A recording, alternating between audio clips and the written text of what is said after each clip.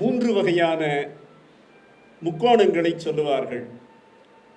படைப்பாளி, படைப்பு, படிப்பாளி என்கின்ற இந்த மூன்று நிலைகளை தத்துவங்களிலே நெருப்பிற்கு ஒரு வடிவம் உண்டு, காற்றிற்கு ஒரு வடிவம் உண்டு, நிலத்திற்கு ஒரு வடிவம் உண்டு. நெருப்பிற்கு வடிவம் என்கின்ற போது முக்கோணம் எப்பொழுதுமே முக்கோணமாக எரிகின்ற பண்பு நெருப்பிற்கு உரியது என்று இந்த நூல்களும் அதைத்தான் செய்கிறது. ஒரு படைப்பாளி தன்னுடைய சிந்தனைகளால் உருவான கருத்துக்களை படைப்பாக மாற்றுகின்றார். அந்த படைப்பு படிப்பாளியிடம் சேருகிறது.